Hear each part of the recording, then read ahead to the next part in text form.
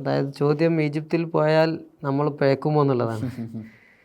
അത് ചുരുക്കി ഇത്ര പറയാം. നമ്മുടെ നേരത്തെ നമ്മൾ പറഞ്ഞതിൻ്റെ ഭാഗം തന്നെ, അതായത് നമ്മുടെ ഈ ഒരു ഷാഫി മദ്ഹബിൻ്റെ ട്രഡീഷൻ അല്ലെങ്കിൽ നമ്മുടെ സുന്നി ഉലമാൻ്റെ ട്രഡീഷൻ എടുത്തു നോക്കിയാൽ തന്നെ കഴിഞ്ഞ ഒരു 3-4 നൂറ്റാണ്ടെന്ന് പറയുന്നത് നമ്മുടെ മദ്ഹബുകളൊക്കെ നന്നായിട്ട് തഹരീർ ചെയ്യുന്ന, അതിനെ ഹാഷിയകളൊക്കെ എഴുതി അതിൻ്റെ എന്താ പറയുക മുസ്തഖിലൻ കിതാബുകൾക്കപ്പുറത്ത് ഹാഷിയകളൊക്കെ എഴുതിയൊരു കാലം ഉണ്ടായിരുന്നല്ലോ. അവരിലൊക്കെ ഏറ്റവും പ്രധാന ഉലമ ആരായിരുന്നു? അസ്ഹറിലെ ഉലമ ആയിരുന്നു ബഹുമാനപ്പെട്ട ഇബ്നു ഖാസിമുൽ അബ്ബാദി റംലി ഇമാമും, അല്ലെങ്കിൽ ഇവരൊക്കെ അവിടെ തന്നെയാണല്ലോ. അപ്പോൾ സുയൂത്തി ഇമാമാണെങ്കിലും അല്ലെങ്കിൽ മഹല്ലി ഇമാമാണെങ്കിലും എല്ലാം കൈറോയിൽ തന്നെയാണ്, അസ്ഹറിൽ തന്നെയാണ്. അപ്പോൾ അവരാണ് ഈ പാരമ്പര്യം കാണിച്ചു തരുന്നത്. നമ്മൾ ഈ കാണുന്ന ടെക്സ്റ്റ് ഓറിയൻറ്റഡ് ആയ സ്റ്റഡി എന്ന് പറഞ്ഞാൽ നമ്മൾ ഇപ്പോഴും നമ്മുടെ തലമുറയിൽ തന്നെ പലരും നമ്മളിങ്ങനെ ഇബാറത്തിനെ ഹല്ലയിച്ച് ഇങ്ങനെ വെറുതെ സമയം കളയാണെന്ന് എന്ത് ചെയ്യാറുണ്ട്, പറയാറുണ്ട്. യഥാർത്ഥത്തിൽ അത് നമ്മളെ പാരമ്പര്യത്തെ വലിച്ചെറിയാണ്. ഈ ടെക്സ്റ്റ് ഓറിയൻറ്റഡ് ആവുക എന്നുള്ളതാണ് യഥാർത്ഥത്തിൽ നമ്മുടെ പാരമ്പര്യം. ആ ടെക്സ്റ്റിൽ തന്നെ നമ്മൾ അതിൽ നിന്ന് തന്നെ ആ ടെക്സ്റ്റ് ഒഴിവാക്കാതെ ആശയത്തിൽ മാത്രം വിഷയം തിരിഞ്ഞാൽ പോരെ എന്ന ഒരു പുതിയ ചോദ്യം ഉണ്ടല്ലോ. അത് യഥാർത്ഥത്തിൽ നമ്മൾ നമ്മുടെ അസൽ മുഴുവൻ വലിച്ചെറിയല. ഈ ടെക്സ്റ്റ് ഓറിയൻറ്റഡ് ആയ സ്റ്റഡി വരുന്നത് അതായത് മത്തിനിൽ അത് ആ പദത്തിന് അവർ പ്രയോഗിച്ച ഓരോ പദവും അവർ കണ്ടറിഞ്ഞ് പ്രയോഗിച്ചതാണ് എന്നാണല്ലോ നമ്മൾ മഹല്ലിയൊക്കെ ഓതുമ്പോൾ നമ്മൾ മനസ്സിലാക്കുന്ന അതാണല്ലോ. ഓരോന്നും വളരെയധികം സൂക്ഷ്മമായ നിരീക്ഷണത്തിന് ശേഷം പ്രയോഗിച്ചതാണ്. അത് ഓരോ ശാരീരങ്ങളും താലീക്ക് എഴുതിയവരും ഹാഷി എഴുതിയവരൊക്കെ വിശദീകരിച്ചു തന്നു. അപ്പോൾ പിന്നെ ഈ ഷറഹിൻ്റെ ആവശ്യം എന്ത്, ഹാഷിയുടെ ആവശ്യം എന്തെന്ന് ചോദ്യം തന്നെ വരുന്നില്ല. ഞാൻ പറഞ്ഞത് ഇതൊക്കെ നടക്കുന്ന ഒരു കാലം ഉണ്ടായിരുന്നു. ഇതൊക്കെ നേതൃത്വം നൽകിയ ഈ ഉലമ തന്നെയാണ്. അപ്പോൾ അവർ തന്നെയാണ്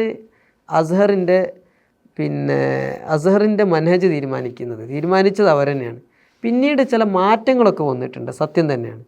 അത് നേരത്തെ ഈ പുരോഗമന പ്രസ്ഥാനക്കാരുടെ ചില കടന്നുകയറ്റം കാരണം അസ്ഹറിൻ്റെ മനഹജിലും മറ്റൊക്കെ ചില മാറ്റങ്ങളുണ്ടായിട്ടുണ്ട്. എന്നാലും അതിന് ഇപ്പോഴത്തെ ഒരു കാലം എന്ന് പറയുന്നത്, അല്ലെങ്കിൽ ഒരു കഴിഞ്ഞൊരു 10-20 വർഷത്തോളം ഇത് മാറ്റി എഴുതാനുള്ള നല്ല ശ്രമത്തിലാണ്. ഏറെക്കുറെ മാറി എന്ന് തന്നെ പറയാം. എന്ന് പറഞ്ഞാൽ അസ്ഹറിൽ വന്ന ഈ പുരോഗമനാത്മക ടീമിൻ്റെ കൃത്യമായി പറഞ്ഞാൽ ഈ ഇസ്ലാഹ് തജ്ദീദ് വാദക്കാരുടെ ഗ്രന്ഥങ്ങളൊക്കെ അവർ കടത്തിക്കൂട്ടിയിരുന്നു.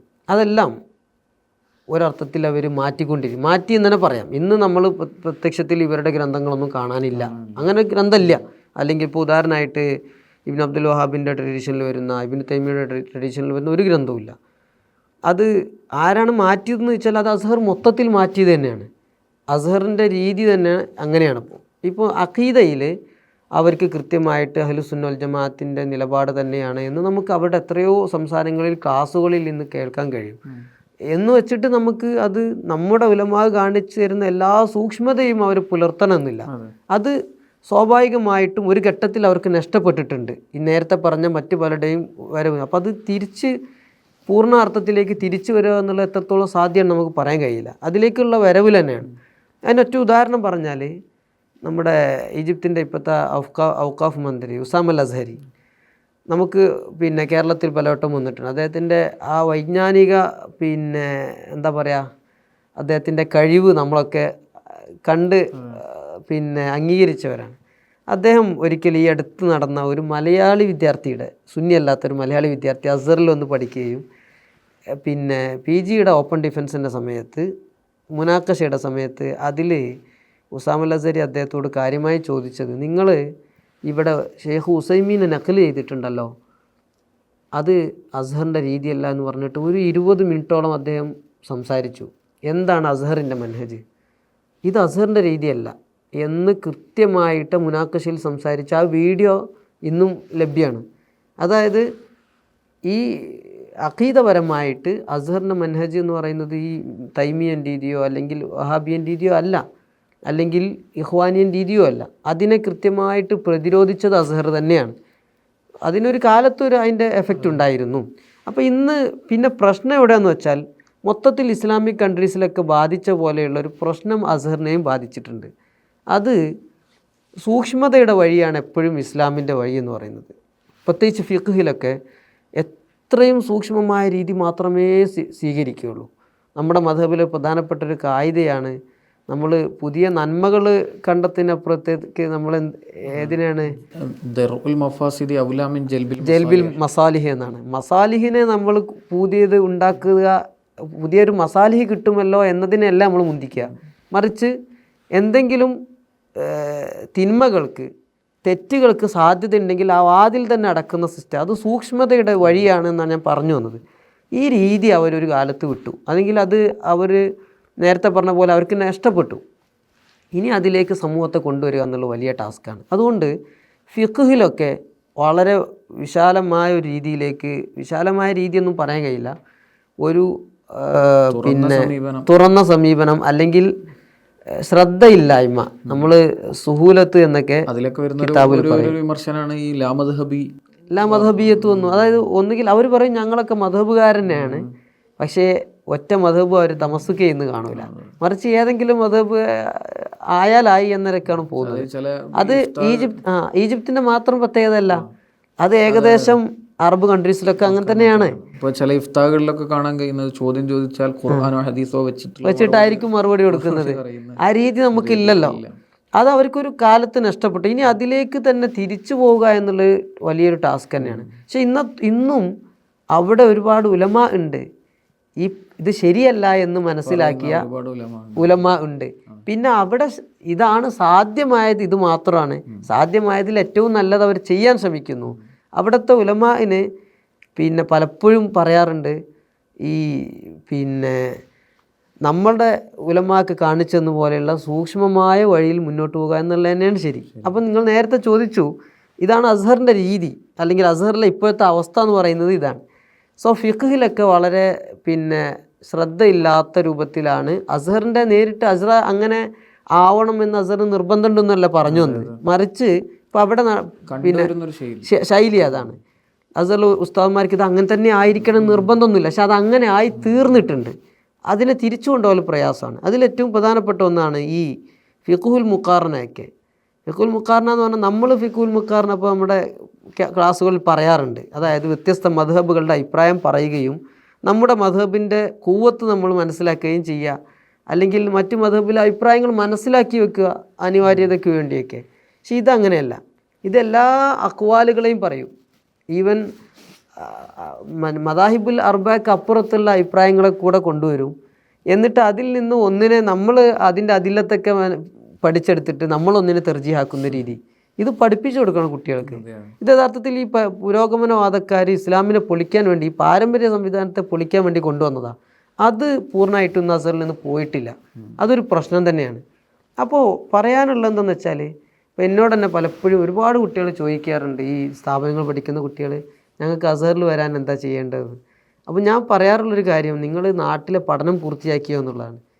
അപ്പോൾ ഈ അസ്ഹറിലേക്ക് വരുന്ന വിദ്യാർത്ഥി ആദ്യം ചെയ്യേണ്ടത് നമ്മുടെ നാട്ടിലെ പഠനം പൂർത്തിയാക്കുക എന്നുള്ളതാണ്. ഈ ചെറുപ്രായത്തിൽ തന്നെ അസ്ഹറിലേക്ക് വന്ന് അസ്ഹറിലെ അല്ലെങ്കിൽ ഈജിപ്തിലെ ഒരു സംവിധാനത്തോട് ചേർന്ന് പഠിച്ചാലുള്ള പ്രശ്നം എന്ന് വെച്ചാൽ അവിടെ നല്ലതുമുണ്ട് ചീത്തയുമുണ്ട്, അല്ലെങ്കിൽ തിരിച്ചറിയാൻ കഴിയില്ല. അപ്പോൾ നമുക്ക് സ്വന്തമായി ഒരു പിന്നെ ഇതൊക്കെ മനസ്സിലാക്കാനും ഉൾക്കൊള്ളാനും ഏതാണ് ശരി, ഏതാണ് ഏറ്റവും നല്ല ശരി എന്ന് മനസ്സിലാക്കാൻ കഴിയാതെ പോയാൽ അവൻ പിന്നെ ആ രൂപത്തിലാണ് വളരുക. സ്വാഭാവികമായിട്ടും നമ്മുടെ ഒരു ഏറ്റവും അഫ്ദലായ വഴി എന്തായാലും ആവില്ല.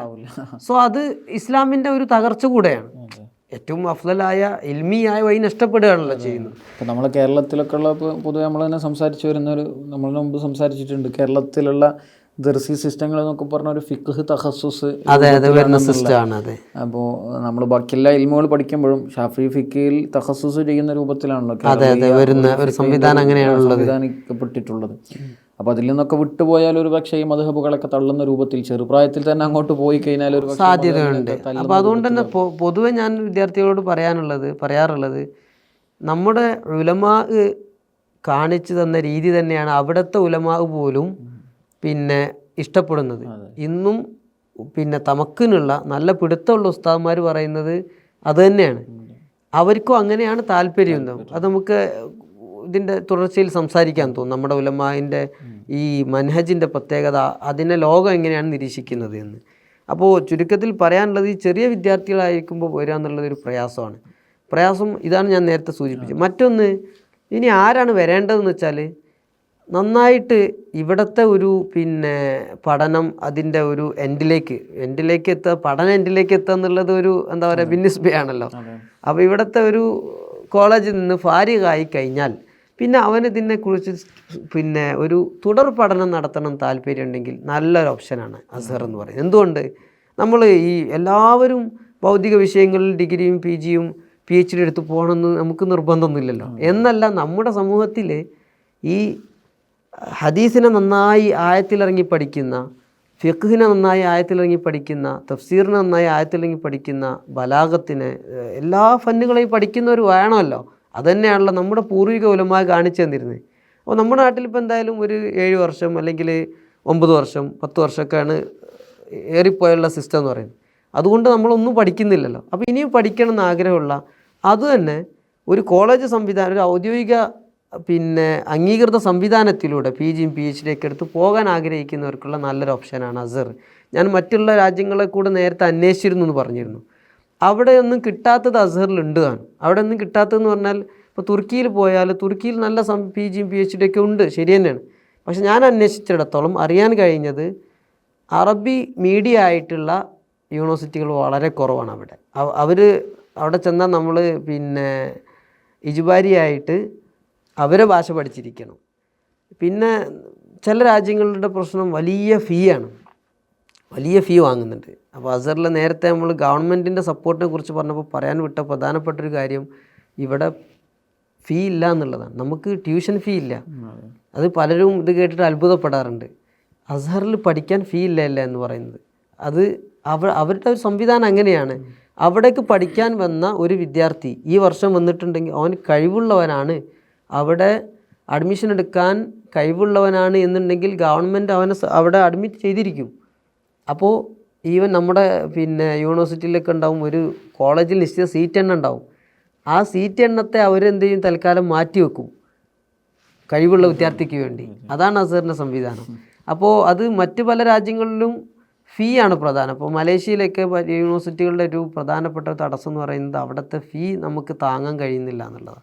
അപ്പോൾ അസ്ഹർ ആ വിഷയത്തിൽ നമുക്ക് ഒരു വിദ്യാർത്ഥി ഇവിടെ കഴിഞ്ഞാൽ ഓനക്ക് എന്ത് ചെയ്യാൻ കഴിയുമെന്ന് വെച്ചാൽ PG ക്കൊക്കെ ഇതുപോലെ നന്നായിട്ട് മുന്നോട്ട് പോകാൻ പറ്റിയൊരു സംവിധാനം കൂടെയാണ്.